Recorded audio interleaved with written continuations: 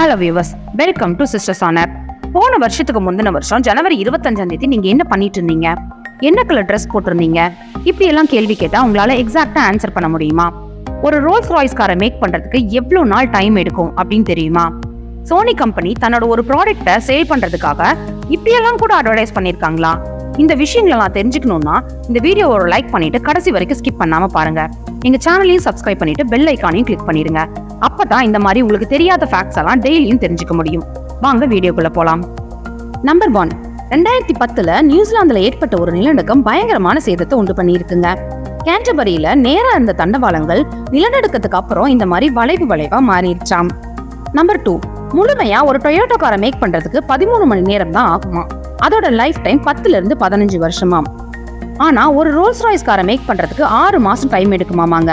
ஆனா அதோட சராசரி லைஃப் டைம் 100 வருஷம் அப்படின்னு சொல்றாங்க. நம்பர் 3, அண்டார்டிகாவோட கீமோர் தீவுல 68 மில்லியன் ஆண்டுகள் பழமையான முட்டை ஒன்ன கண்டுபிடிச்சிருக்காங்க விஞ்ஞானிகள்.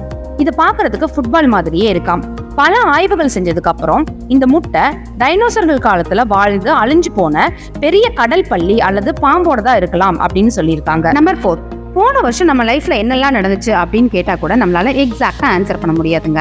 ஆனா பிரிஸ்பனை சேர்ந்த எழுத்தாளர் ரெபேக்கா ஷார்க் அப்படிங்கிறவங்க அவங்க பிறந்து 12 நாள்ல இருந்து அவங்க வாழ்க்கையில என்னென்ன நிகழ்வுகள் எல்லாம் நடந்துச்சு அப்படின்னு துல்லியமா சொல்றாங்களாம்.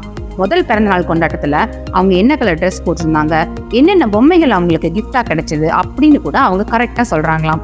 இது ஏதோ ஒரு வரம்னு நினைச்சிடாதீங்க. இவங்களோட இந்த நிலைமைய ஒரு நோய்னு சொல்றாங்க மருத்துவர்கள்.